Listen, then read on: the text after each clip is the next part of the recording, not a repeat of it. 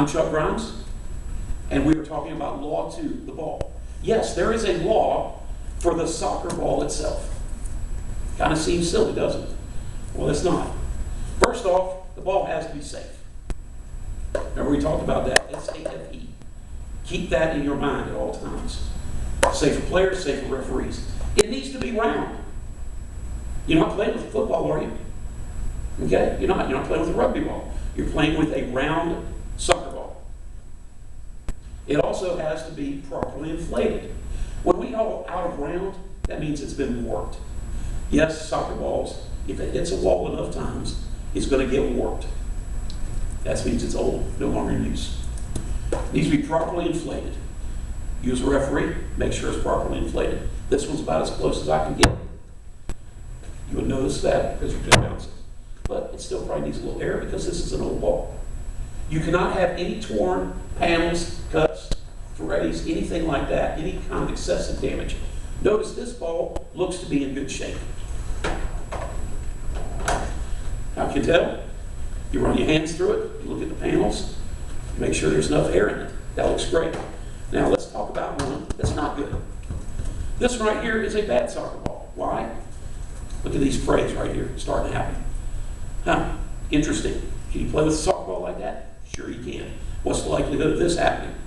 Scratch, big old cut on somebody's face. We don't need that.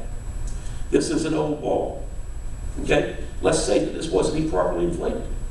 That would be a bad example as well. You're not playing with this soccer ball. And guess who makes that decision?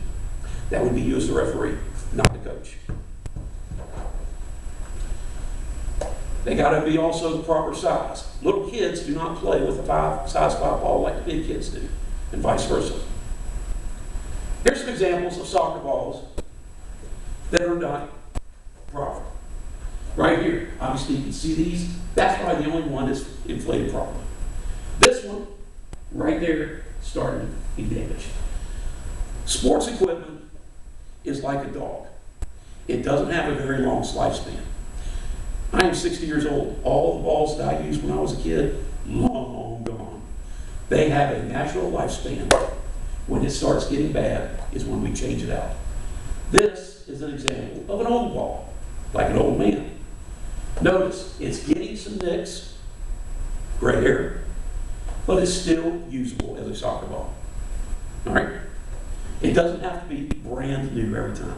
Would be nice, but it doesn't have to be. And of course, you see that torn panel and frayed right here. Obviously, that's not good. No ball should be used in a match unless the referee crew has didn't play safe and acceptable. Now, when we say the referee crew, you have a center and 2 ARs for most fields. The proper way to do it is all 3 people have a say. The center referee is the final say, but all 3 should check it because you operate as a team.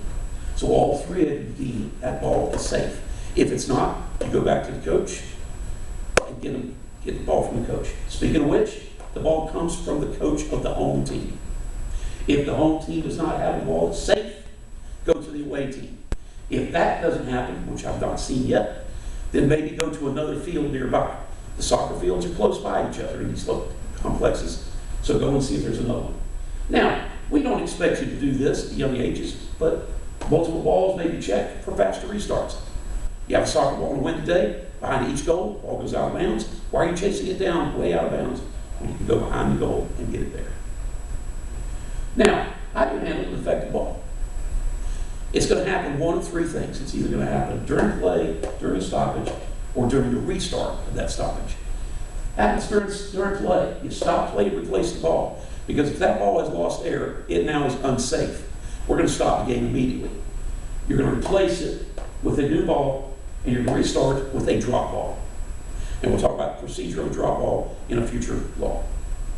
If it happens during the stoppage, let's say the ball goes out of bounds, and it's going to be a throw-in, but when the guy gets the ball back, he notices there's not enough air in it. Voila. Well, guess what? We change the ball out. We don't restart with the drop ball there. You just restart with where you're going to do, which is going to be the throw-in. Same thing with the corner kick, goal kick, everything else. If it happens during the taking of that actual restart, let's say the ball, you have a free kick, and as soon as that guy kicks it, he already hears a sound like it's got a hole in it.